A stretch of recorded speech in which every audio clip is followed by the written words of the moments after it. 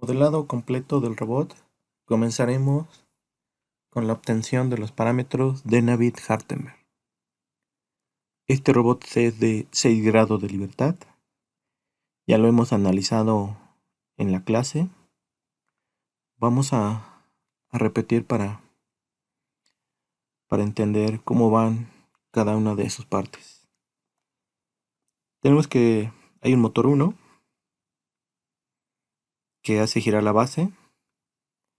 Recordemos que la parte azul nos indica que ahí se encuentra el motor. Luego hay un motor 2 que vendría siendo del hombro. Motor 3 del codo, motor 4, motor 5, los cuales apuntan a un mismo punto, estos ejes se cruzan, y el motor número 6 que está desfasado. Estas dimensiones son las que utilizaremos en la simulación. Recordemos que la postura para analizar el robot, para hacer el de Navier-Hartenberg, es la que ustedes elijan, la cual sea más cómoda, más entendible. Esta postura creo que no es la más sencilla. Hay otra todavía más sencilla, por lo que he visto en los diversos artículos que modelan este robot. Me voy a servir de esta imagen y vamos a comenzar el modelado. Ahí tenemos el robot. Lo primero que hay que hacer, de acuerdo al de Navier-Hartenberg, estamos siguiendo de Craig, es identificar los ejes de articulación y vamos a imaginar o dibujar líneas infinitas sobre ellos. Para los pasos del 2 al 5, vamos a considerar dos de estas líneas adyacentes en los ejes Y e Y más 1. Luego vamos a identificar la perpendicular común entre ellos dos, o el punto de intersección. En este punto de intersección o en el punto en el que la perpendicular común se encuentra con el 10º eje, vamos a asignar el origen del sistema de referencia asociado al eslabón. Este robot tendrá 6 eslabones, 6 cuerpos. Este es el primer eje, denotando el motor 1, motor 2 o eje 2, eje 3, eje 4, eje 5 y eje número 6.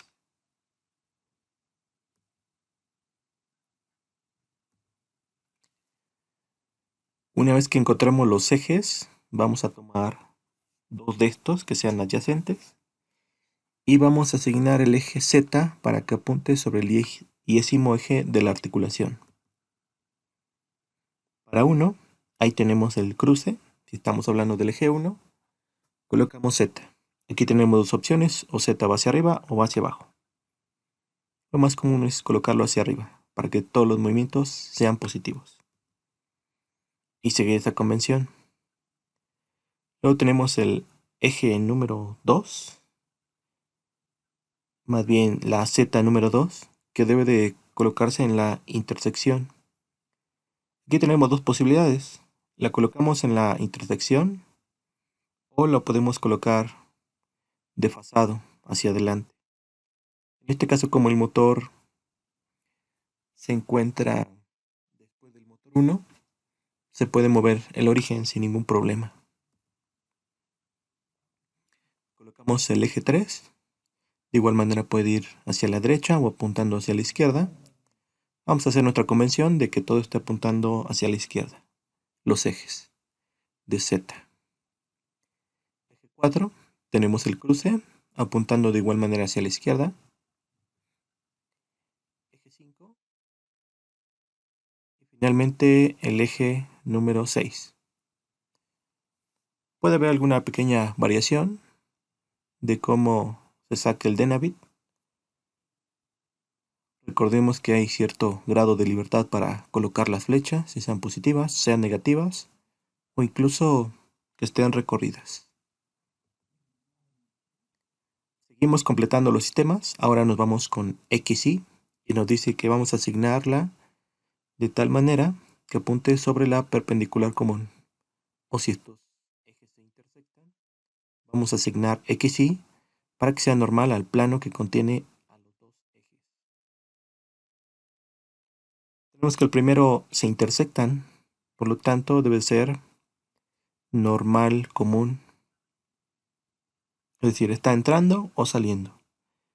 Ahí me faltó la especificación del dibujo, es decir, la flecha que sale o que entra. Para este caso va a estar saliendo, todo va a estar saliendo. Todo el que apunte sobre el plano XY. La Z para el sistema 2 se va a encontrar normal a los dos ejes.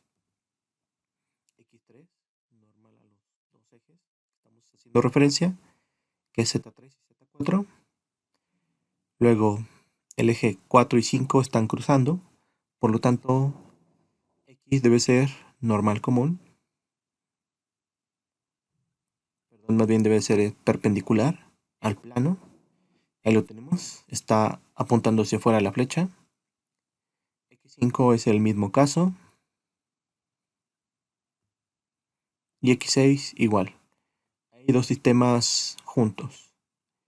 De preferencia hay que dibujarlos por aparte para que no nos meta tanto ruido y sea bastante claro la colocación de estos ejes. Paso número 5. Asignamos Y para completar los sistemas de referencia. Hay que considerar que es con el sistema de coordenadas de la mano derecha. Y en este caso simplemente completamos los sistemas. Para el primero, si X1 está saliendo, por lo tanto Y debe estar hacia la derecha, ¿no? Y1. Para el sistema 2, la Y debe estar entrando. X, Y, Z. Para el sistema número 3, Y está entrando. Para el sistema número 4, es X, Y debe estar hacia arriba. Para el sistema número 5, si X está saliendo, por lo tanto, Y está hacia la derecha. Y finalmente, Y6. Para el sistema número 6, X sale, Y debe estar hacia arriba.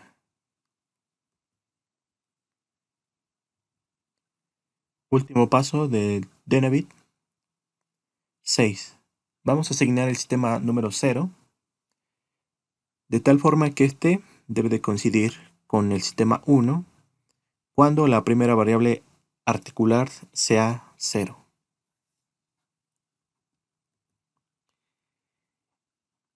En este caso voy a considerar una pequeña distancia, es decir, no voy a colocar el sistema número 0 unido o encima a 1, sino lo voy a desplazar un poco para considerar esa distancia que va a la base. Para llegar a 1 será un simple desplazamiento sobre Z. Luego vamos a posicionar el sistema número n de tal forma que la dirección xn quede libremente. Lo que se hace en este último paso, recordando, es colocar el último sistema de tal manera que para ir del n-1 al n se den la menor cantidad de movimientos. Por lo regular simplemente se desplaza el sistema, en este caso 6, una pequeña distancia para llegar al efecto final. Y quedó de esta manera. La línea punteada nos está indicando que ahí está el origen del sistema. Si se dan cuenta, simplemente se desplazó sobre el eje Z y se colocó el sistema para llegar al efector final. Las distancias. Aquí en la parte de abajo aparecería una distancia L2. Para mí me faltó L1, pero sería la distancia que recorre sobre X para ir del sistema 0 al origen 1. Este será el L3, haciendo referencia al eslabón 3, L4, L5 y L6.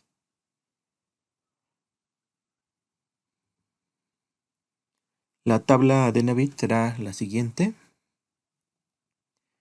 Para ir del sistema 0 al 1, tenemos que no hay que girar sobre X, porque X0 y X1 están hacia afuera, pero sí hay que desplazar una distancia L1 para que coincidan los sistemas. Finalmente, definimos la variable articular 1.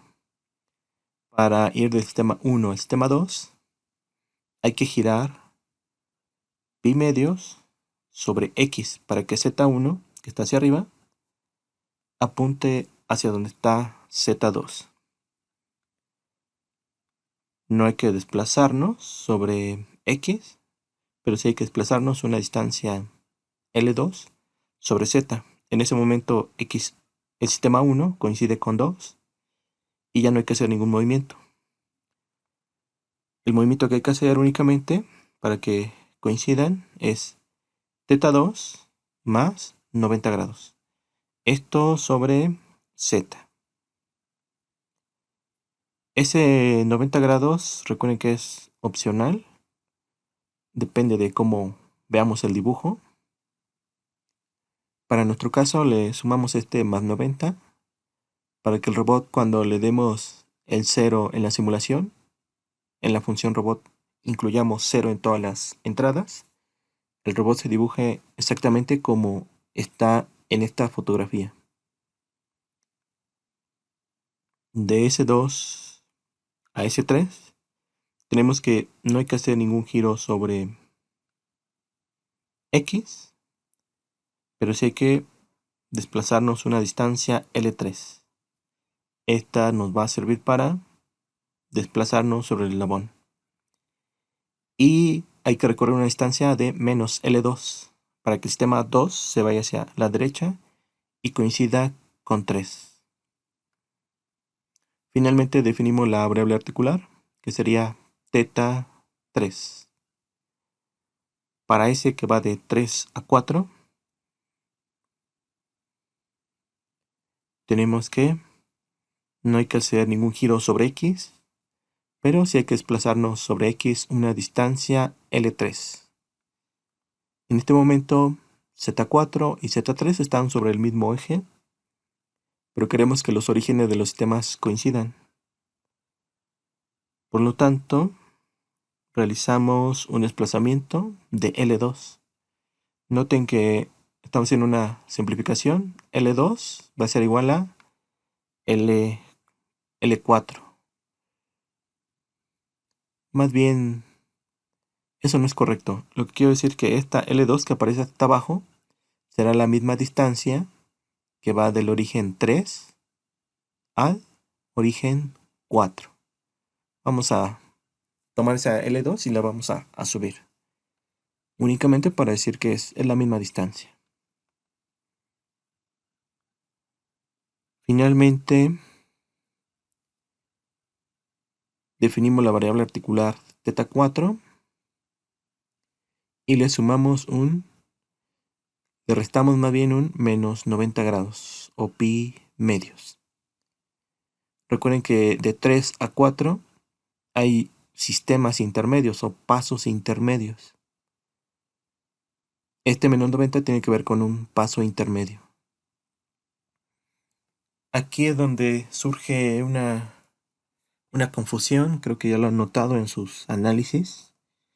Yo lo que recomiendo es formar un pequeño sistema de referencia con unos palitos de madera o algo similar, formar X, Y, Z y ayudarnos con este sistema de referencia moviéndolo sobre el dibujo o moviéndolo frente a nosotros e imaginarnos esos movimientos previos que hace el sistema 3 para llegar al sistema 4.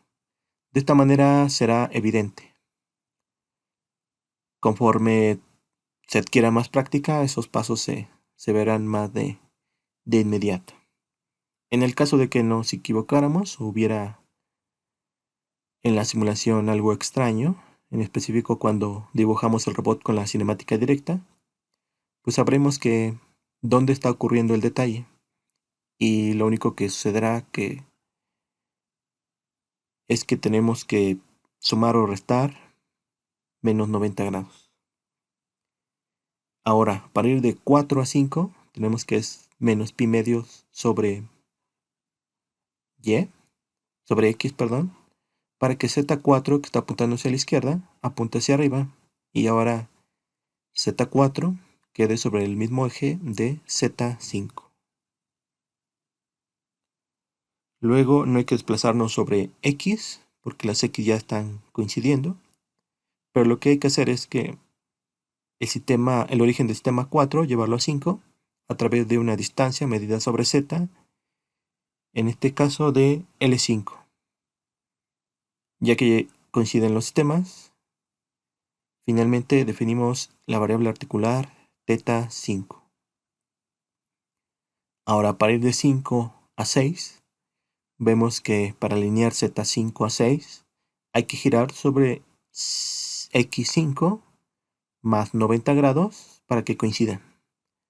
Los orígenes coinciden, entonces con este único movimiento ya llegamos a 6. Por último, metemos la variable articular θ6. Para ir de 6 a 7 es sencillo.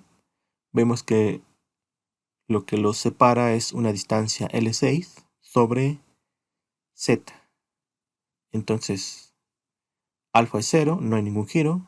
A es 0, no hay una distancia que hay que recorrer sobre X, pero sí una L6 sobre el eje Z. Y con eso llegamos al sistema número 7. Este es a grandes rasgos el método de Navier-Hartenberg sobre este robot. No es el único, como les comento. Y vamos a proceder a programarlo para encontrar la cinemática directa e ir probando el modelo. Recordemos que este paso es uno de los más importantes. Deben de tomarse su tiempo, dibujar los sistemas con suficiente calma para ver cada uno de los detalles, que no se les pase alguna distancia, que un movimiento para ir de un sistema I a un I+1 no sea confuso. Todo esto debe ser suficientemente claro, que describa todas las partes del robot. Si esto es correcto, si está limpio este análisis, lo que es el análisis de velocidades y todo lo que le sigue será más fácil de desarrollar. Por este modelo es el más importante. Siempre tómense su tiempo, háganlo bien, verifíquenlo y una vez estando seguros de que es correcto, lo demás es mero procedimiento.